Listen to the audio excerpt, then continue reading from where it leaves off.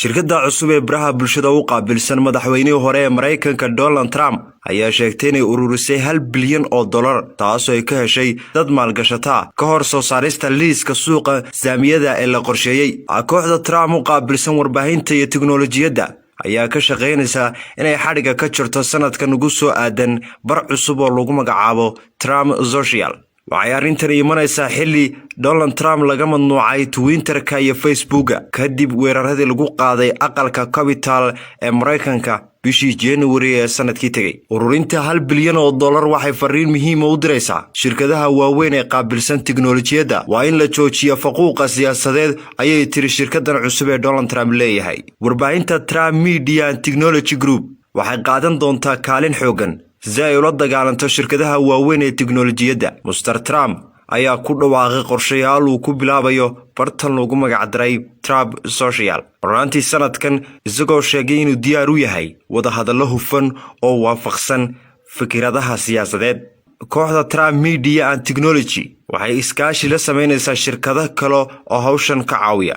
Sabtidii waxay sheegeen $1 bilyan ay ka heleen kooxo kala duwan oo maalgashata iyagoon magac dhabin waxay yihiin shirkadaha maalgashaday shirkadda cusub ee Donald Trump. siday wararku sheegeen ganacsigan cusub ee baraha bulshada ayaa hadda lagu qiimeeyay ku dhawaad $4 bilyan. madaxweynihii hore ee Mareykanka Mr. Donald Trump ayaa laga mamnuucay isticmaalka baraha bulshada kadib weerarkii 6 January ay taageerayaashiisu ku qaadeen aqalka Mareykanka ee Washington DC iyadoo laga walaacsan yahay inuu horiyo rabshado kale. waxay arrintani ka timi kadib markii Donald Trump uu sheegay isagoo wax cadeynahayn doorashadii dalka Mareykanka ka dhacday ayuu sheegay inay wax istabamareen. Donald Trump waxa bartiisa Twitter-ka ku xidhnaa 90 milyan oo qof halka Facebook-giisana ay ku xidhnaayeen 33 milyan oo qof. wuxuu bartu Instagram-ka ku leeyahayna taabacsanayd 25 milyan oo qof. hawada ayaa laga saaray sida laga soo xigtay shirkadiisa. Ridwan Salebaan, Arab Television-ka caalamiga Sahan. abka Dahab Plus iyo casriyeynta adeegyada shirkadda Dahab Shell. Dahab Plus oo ku fududeynaya isla markaasina ku koobaya dhammaan baahiyaha adeeg ee eDahab, Dahab Pay iyo adeegyada shirkadda Somtel. markasta iyo mar kastaba ku isticmaal application-ka Dahab Plus. hadal oo ku hadal bishii oo dhan $7 oo kaliya ku darso fariin kasta oo aad dirtaana waa ku bilaash. haddaba si aad ugu shubato adeega kaafiye fadlan garaac xidig 8 eber 8 afargees ama xidig 2 eber 2 afargees. isticmaal shabakadda ugu ballaaran geyga Soomaaliland.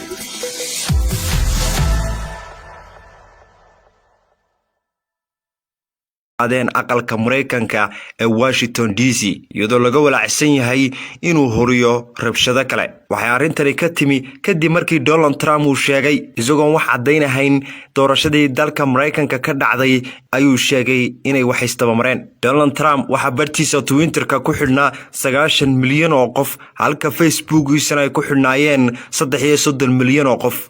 wuxuu bartu Instagram-ka ku leeyahayna taabacsanayd 25 milyan oo qof. hawada ayaa laga saaray sida laga soo xigtay shirkadiisa. Ridwan Salebaan, Arab Television-ka caalamiga Sahan.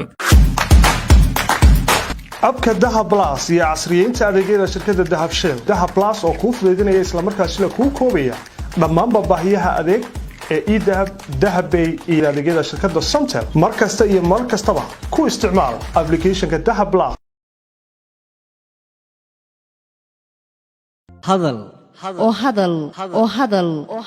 ku hadal bishii oo dhan $7 oo kaliya ku darso fariin kasta oo aad dirtaana waa ku bilaash.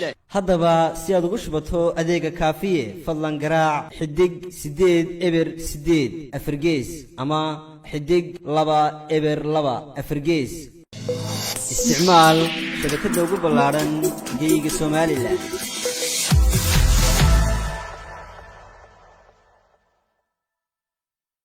shirkadda cusub ee baraha bulshada u qaabilsan madaxweynihii hore ee Mareykanka Donald Trump ayaa sheegtay inay ururisay $1 bilyan taasoo ay ka heshay dad maalgashata ka hor soo saarista liiska suuqa saamiyada ee la qorsheeyay. kooxda Trump u qaabilsan warbaahinta iyo tiknoolajiyadda ayaa ka shaqeynaysa inay xadhiga ka jirto sanadkan ugu soo aadan bar cusub oo lagu magacaabo Trump Social waxay arrintani imanaysaa xilli Donald Trump laga mamnuucay Twitterka iyo Facebooka kadib weeraradii lagu qaaday aqalka Capitol ee Mareykanka bishii January ee sanadkii tagay. Ururinta $1 bilyan waxay fariin muhiim u diraysaa shirkadaha waaweyn ee qaabilsan tiknoolajiyadda waa in la joojiyo faquuqa siyaasadeed ayay tiri shirkadan cusub ee Donald Trump leeyahay. Warbaahinta Trump Media and Technology Group waxay qaadan doontaa kaalin xooggan si ay ula dagaalanto shirkadaha waaweyn ee tiknoolajiyadda. Mr. Trump ayaa ku dhawaaqay qorshayaal uu ku bilaabayo bartan lagu magac daray Trump Social. Horaantii sanadkan isagoo sheegay inuu diyaar u yahay wada hadallo hufan oo waafaqsan fikradaha siyaasadeed. Kooxda Trump Media and Technology waxay iskaashi la sameynaysaa shirkado kale oo hawshan ka caawiya. Sabtidii waxay sheegeen $1 bilyan ay ka heleen kooxo kala duwan oo maalgashata iyagoon magac dhabin waxay yihiin shirkadaha maalgashaday shirkadda cusub ee Donald Trump. Siday wararku sheegeen ganacsigan cusub ee baraha bulshada ayaa hadda lagu qiimeeyay ku dhawaad $4 bilyan. Madaxweynihii hore ee Mareykanka Mr. Donald Trump ayaa laga mamnuucay isticmaalka baraha bulshada kadib weerarkii 6 January ay taageerayaashiisu ku qaadeen aqalka Mareykanka ee Washington DC iyadoo laga walacsan yahay inuu horiyo rabshado kale. Waxay arrintani ka timi kadib markii Donald Trump uu sheegay isagoo wax cadeynahayn doorashadii dalka Mareykanka ka dhacday ayuu sheegay inay wax istabamareen. Donald Trump waxa bartiisa Twitterka ku xidhnaa 90 milyan oo qof halka Facebookiisana ay ku xidhnaayeen 33 milyan oo qof.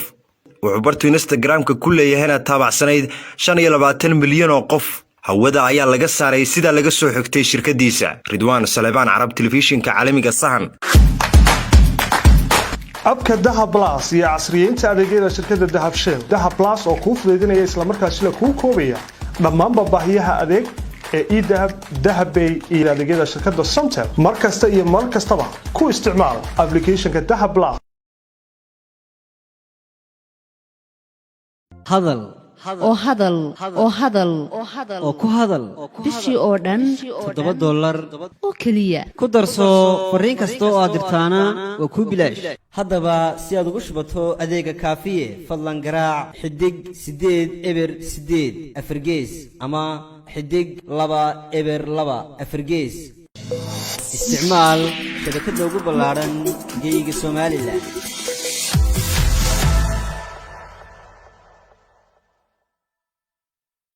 shirkadda cusub ee baraha bulshada u qaabilsan madaxweynihii hore ee Mareykanka Donald Trump ayaa sheegtay inay ururisay $1 bilyan taasoo ay ka heshay dad maalgashata ka hor soo saarista liiska suuqa saamiyada ee la qorsheeyay. Kooxda Trump u qaabilsan warbaahinta iyo tiknoolajiyadda ayaa ka shaqeynaysa inay xadhiga ka jirto sanadkan ugu soo aadan bar cusub oo lagu magacaabo Trump Social.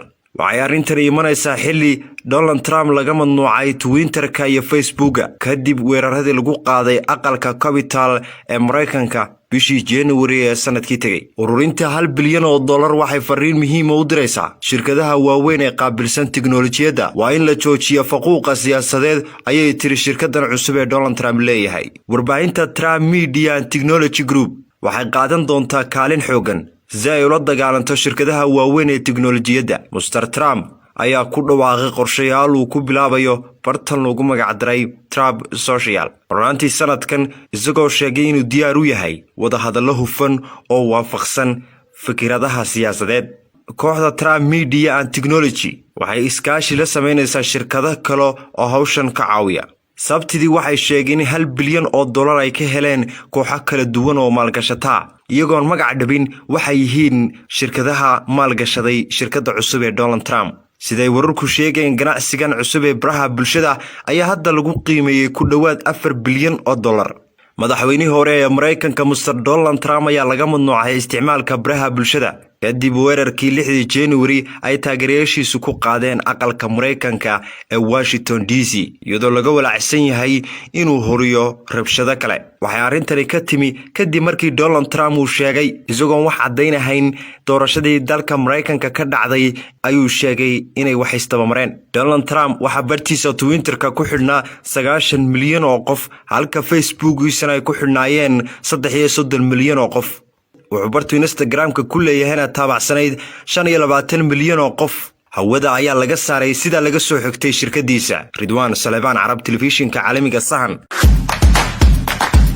abka Dahab Plus iyo casriyeynta adeegyada shirkadda Dahab Shell. Dahab Plus oo kuu fududeynaya isla markaasina kuu koobaya dhammaan baahiyaha adeeg ee e-Dahab, Dahabbay iyo adeegyada shirkadda Somtel. Markasta iyo mar kastaba ku isticmaal applicationka Dahab Plus. hadal oo ku hadal bishii oo dhan $7 oo keliya ku darso fariin kasta oo aad dirtaana waa kuu bilaash haddaba si aad ugu shubato adeega kaafiye fadlan garaac xidig 8 eber 8 afargees ama xidig 2 eber 2 afargees isticmaal shabakadda ugu ballaaran geyga Soomaaliland.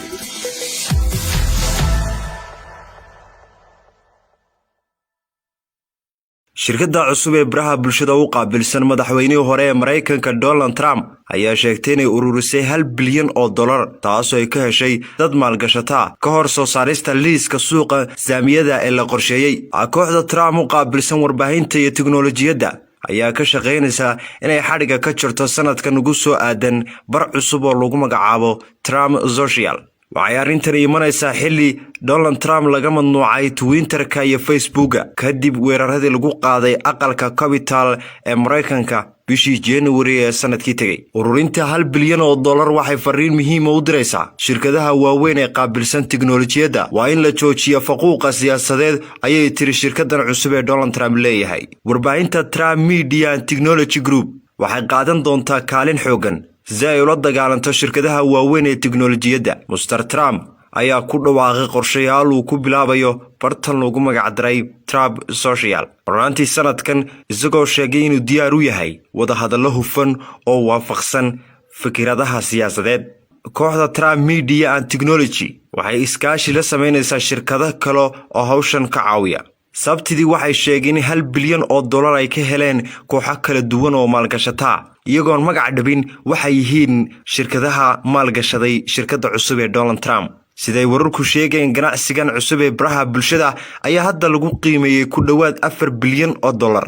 madaxweynihii hore ee Mareykanka Mr. Donald Trump ayaa laga mamnuucay isticmaalka baraha bulshada kadib weerarkii 6 January ay taageerayaashiisu ku qaadeen aqalka Mareykanka ee Washington DC iyadoo laga walacsan yahay inuu horiyo rabshado kale. waxay arrintani ka timi kadib markii Donald Trump uu sheegay isagoo wax cadeynahayn doorashadii dalka Mareykanka ka dhacday ayuu sheegay inay wax istabamareen. Donald Trump waxa bartiisa Twitterka ku xidhnaa 90 milyan oo qof halka Facebook-giisana ay ku xidhnaayeen 33 milyan oo qof. wuxuu bartu Instagram-ka ku leeyahayna taabacsanayd 25 milyan oo qof. hawada ayaa laga saaray sida laga soo xigtay shirkadiisa. Ridwaan Salebaan, Arab Television-ka caalamiga Sahan. abka Dahab Plus iyo casriyeynta adeegyada shirkadda Dahab Shell. Dahab Plus oo kuu fududeynaya isla markaasina kuu koobaya dhammaan baahiyaha adeeg ee e-Dahab, Dahabbay iyo adeegyada shirkadda Somtel. Markasta iyo mar kastaba ku isticmaal applicationka Dahab Plus.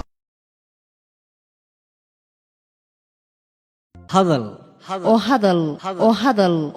oo ku hadal bishii oo dhan $7 oo keliya ku darso fariin kasta oo aad dirtaana waa kuu bilaash haddaba si aad ugu shubato adeega kaafiye fadlan garaac xidig 8 eber 8 afargees ama xidig 2 eber 2 afargees isticmaal shabakadda ugu ballaaran geyga Soomaaliland.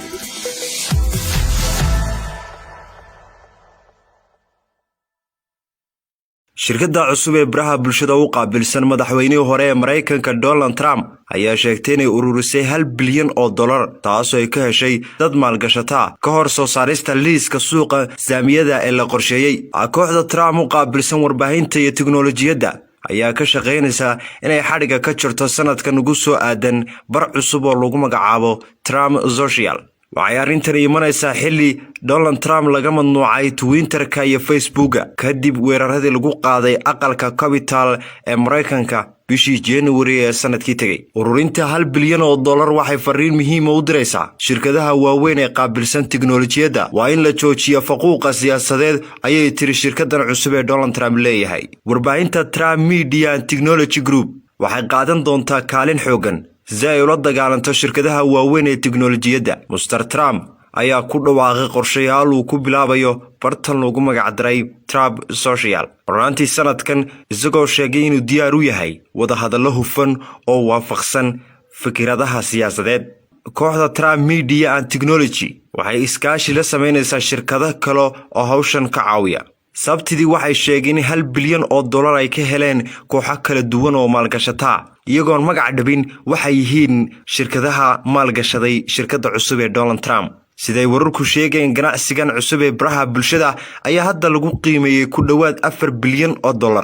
madaxweynihii hore ee Mareykanka Mr. Donald Trump ayaa laga mamnuucay isticmaalka baraha bulshada kadib weerarkii 6 January ay taageerayaashiisu ku qaadeen aqalka Mareykanka ee Washington DC iyadoo laga walacsan yahay inuu horiyo rabshado kale. waxay arintani ka timi kadib markii Donald Trump uu sheegay isagoo wax cadeynahayn doorashadii dalka Mareykanka ka dhacday ayuu sheegay inay wax istabamareen. Donald Trump waxa bartiisa Twitter-ka ku xidhnaa 90 milyan oo qof halka Facebook-giisana ay ku xidhnaayeen 33 milyan oo qof.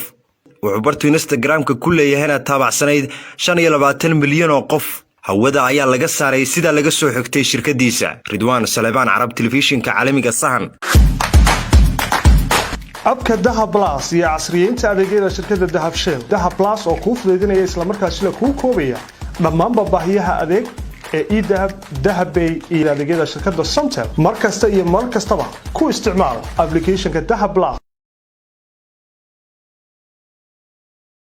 hadal oo hadal oo hadal oo ku hadal bishii oo dhan $7 oo keliya ku darso fariin kasta oo aad dirtaana waa ku bilaash. haddaba si aad ugu shubato adeega kaafiye fadlan garaac xidig 8 eber 8 afargees ama xidig 2 eber 2 afargees. isticmaal shabakadda ugu ballaaran geyga Soomaaliland.